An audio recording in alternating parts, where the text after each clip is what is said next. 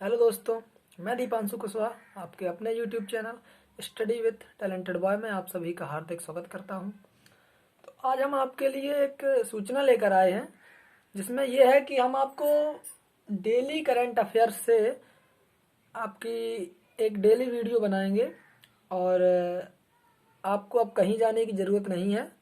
आप अपने इस चैनल को study with talented boy channel को सब्सक्राइब कर लें जिन्होंने अभी तक सब्सक्राइब नहीं किया है, और जिन्होंने सब्सक्राइब कर लिया है उनके लिए दिल से धन्यवाद। तो चलिए स्टार्ट करते हैं।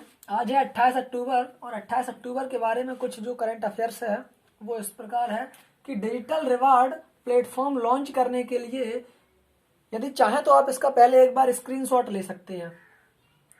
ठीक है, स्क्रीनशॉट ले लें। ठीक है, तो डिजिटल रिवार्ड प्लेटफॉर्म लॉन्च करने के लिए किस बैंक ने एनपीसीआई के साथ भागीदारी की है?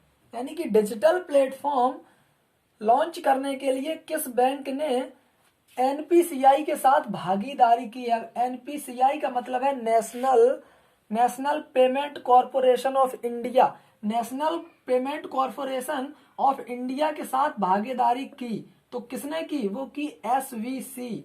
एसवीसी का पूरा नाम है स्विच्ड वर्चुअल सर्किट। ठीक है, तो इस बैंक के साथ एनपीसीआई ने भागीदारी की है। ठीक है, उसके बाद अगला आता है आपका नाटो। नाटो ने किस देश में नया अंतरिक्ष केंद्र स्थापित करने की योजना बनाई है?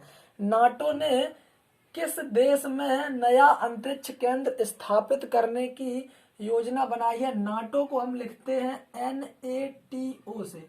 नाटो को हम लिखते हैं NATO से, और नाटो का जो पूरा नाम होता है वो होता है आपका North Atlantic Treaty Organization. North Atlantic Treaty Organization ने किस देश में नया अंतरिक्ष केंद्र स्थापित करने की योजना बनाई है? तो वो बनाई है आपकी जर्मनी में। ठीक है, अगला आता है आपका national highway authority of India means NHAI। NHAI ने राजमार्गों की बेहतरी के लिए, जो नेशनल हाईवे मीन्स राजमार्गों की बेहतरी के लिए विशेषज्ञता साझा करने के लिए किस IIT के साथ हस्ताक्षर किए हैं? तो वो किए हैं आपके जोधपुर IIT के साथ हस्ताक्षर किए हैं। ठीक है, अगला आता है आपका 2050 तक किस देश ने शून्य कार्बन उत्सर्जन प्राप्त करने का लक्ष्य रखा है? मीन्स 2050 तक किस देश ने शून्य कार्बन उत्सर्जन प्राप्त करने का लक्ष्य रखा है? तो वो रखा है आपका जापान ने। जापान के प्रधानमंत्री येसी हिडेसुगा ने 27 अक्टूबर की मीटिंग में बताया कि 2050 तक शून्य कार्बन उत्सर्जन प्राप्त करने का लक्ष्य रखा जाता है। ठीक है, तो ये है आपका जापान। अगला आता है आपका किस देश की सरकार ने no mask no service. No mask no service का मतलब है कि यदि आप बाहर निकले और यदि आपने मास्क नहीं पहना हुआ है तो आपको जितनी भी आपकी सरकारी सर्विसें चल रही हैं वहां से आपको, उन सभी सर्विसों से आपको वंचित कर दिया जाएगा। ठीक है, तो इसलिए तो नो मास्क नो सर्विस नीति का आदेश दिया किस देश की सरकार ने? तो वो दिया बांग्लादेश की सरकार ने। यानी कि बांग्लादेश की सरकार ने आदेश दिया है कि यदि आपके मुंह पर मास्क नहीं लगा पाया गया तो आपको सभी प्रकार की सर्विसों से वंचित कर दिया जाएगा, आपको एक भी फैसिलिटीज नहीं दी जाएंगी। ठीक है, तो ये दिया गया है आपका बांग्लादेश की सरकार के द्वारा। अगला आता है आपका सतर्कता जागरूकता सप्ताह 2020 किन तिथियों पर मनाया गया? सतर्कता जागरूकता सप्ताह 2020 किन तिथियों पर मनाया गया? तो वो मनाया गया 27 अक्टूबर से 2 नवंबर।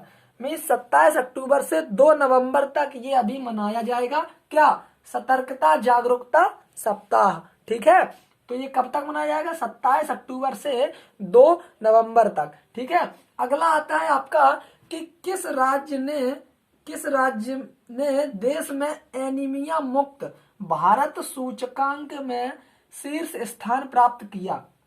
मीन्स किस राज्य ने देश में एनीमिया का मतलब होता है रक्त अल्पता। मीन्स रक्त की कमी। तो रक्त की कमी मुक्त भारत सूचकांक में शीर्ष स्थान प्राप्त किया, तो वो किया हरियाणा ने। हरियाणा ने एनीमिया मुक्त भारत सूचकांक में शीर्ष स्थान प्राप्त किया। ठीक है, अगला आता है आपका अल्फा कोंडे। अल्फा कोंडे ने किस देश के राष्ट्रपति, अल्फा कोंडे ने किस देश के राष्ट्रपति के रूप में तीसरा कार्यकाल जीता? किस देश के राष्ट्रपति के रूप में तीसरा कार्यकाल जीता? तो उस देश का नाम है गिनी। गिनी एक देश है जहां राष्ट्रपति के रूप में तीसरा कार्यकाल जीता, और वो किसने जीता? अल्फा कोंडे ने। अल्फा कोंडे ने गिनी देश के राष्ट्रपति के रूप में तीसरा कार्यकाल जीता। ठीक है, अगला आता है आपका audio visual heritage. Audio visual heritage के लिए विश्व दिवस किस तारीख को मनाया गया? मीन्स ऑडियो विजुअल हेरिटेज के लिए विश्व दिवस किस तारीख को मनाया गया? तो वो मनाया गया आपका 27 अक्टूबर को। ठीक है, अगला आता है आपका विश्व के सर्वश्रेष्ठ नियोक्ता। विश्व के सर्वश्रेष्ठ नियोक्ता 2020 की फोर्ब्स की सूची में कौन सी कंपनी सबसे ऊपर है? विश्व के सर्वश्रेष्ठ नियोक्ता 2020 की फोर्ब्स की सूची में कौन सी कंपनी सबसे ऊपर है? तो वो है आपकी सैमसंग की कंपनी। सैमसंग की कंपनी सबसे ऊपर है, और यह सैमसंग जो है ये आपके इंडिया भारत देश की कंपनी है। तो प्लीज इसको सपोर्ट करें, चाइनीज माल से बचें। ठीक है, उसके बाद अगला आता है आपका 59वीं आईटीबीपी स्थापना। 59वीं आईटीबीपी स्थापना। आईटीबीपी का जो पूरा नाम होता है वो होता है आपका इंडो तिब्बतियन बॉर्डर पुलिस। ठीक है, तो 59वीं आईटीबीपी स्थापना दिवस किस तारीख को मनाया गया? तो वो मनाया गया आपका 24 अक्टूबर को। 24 अक्टूबर 2020 को आईटीबीपी 59वीं आईटीबीपी स्थापना दिवस मनाया गया। ठीक है, उसके बाद अगला आता है आपका आईसीआईसीआई।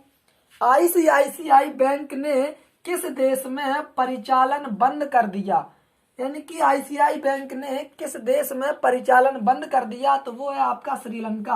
यानी कि श्रीलंका में आईसीआई बैंक का परिचालन अब नहीं होगा। श्रीलंका देश से आईसीआई बैंक ने अपना परिचालन बंद कर दिया है। ठीक है, उसके बाद अगला आता है आपका किस बैंक ने ऋण संस्थानों को ब्याज योजनाओं पर ब्याज की छूट को लागू करने के लिए कहा है? किस बैंक ने ऋण संस्थानों को ब्याज योजनाओं पर ब्याज की छूट को लागू करने के लिए कहा है? तो वो कहा है भारतीय रिजर्व बैंक। और ये छूट जो है ये आपके 2 लाख रुपए तक है। 2 लाख रुपए तक यदि आपने किसी बैंक से ब्याज लिया है तो उसमें जो भी योजनाएं हैं आपकी, वो ब्याज की छूट को लागू करने के लिए कहा है, वो कहा है आपका भारतीय रिजर्व बैंक ने। ठीक है, भारतीय रिजर्व बैंक ने कहा है। उसके बाद अगला आता है आपका भारतीय मूल के वेवल राम कलावान, या फिर कहीं कहीं राम कलवान भी लिखा होता है, कहीं कहीं राम कलावान। ठीक है, को किस देश का राष्ट्रपति चुना गया था? भारतीय मूल के वेवल राम कलावान को किस देश का राष्ट्रपति चुना गया था? तो वो चुना गया है आपका सेशेल्स। सेशेल्स का राष्ट्रपति चुना गया किसको? वेवेल राम कलावान को। और ये चुनाव 1977 के बाद पहली बार हुआ है सेशेल्स में। सेशेल्स में राष्ट्रपति का चुनाव 1977 के बाद पहली बार हुआ है। तो इसीलिए ये क्वेश्चन वहां से बनाया गया कि भारतीय मूल के वेवेल राम कलावान को किस देश का राष्ट्रपति चुना गया? तो वो चुना गया आपका सेशेल्स का। ठीक है, उसके बाद अगला आता है आपका federation of Indian fantasy sport. Federation of Indian fantasy sport, यानी कि इसको हम शॉर्ट में कहते हैं FIFS। ठीक है, FIFS को किसके अध्यक्ष के रूप में नियुक्त किया गया? तो वो किया गया आपका विमल जुल्का को। विमल जुल्का को Indian fantasy federation of Indian fantasy sport का अध्यक्ष के रूप में चुना गया। ठीक है, तो ये थी आज की आपकी 28 अक्टूबर की करंट अफेयर्स। और आपको अब कहीं जाने की जरूरत नहीं है, आपको इसी चैनल पर डेली करंट अफेयर्स की एक वीडियो जरूर देखने को मिल जाएगी। और अब आप लगातार पढ़ाई करते रहिए और मेहनत करते रहिए। यदि वीडियो अच्छा लगा हो तो वीडियो को लाइक करें, और कमेंट सेक्शन में हमें अवश्य बताएं कि वीडियो कैसा लगा, और यदि हमारे चैनल पर नए हो तो चैनल को सब्सक्राइब अवश्य कर लेना। तब तक के लिए मिलेंगे अगले वीडियो में, तब तक के लिए जय हिंद, जय भारत, धन्यवाद।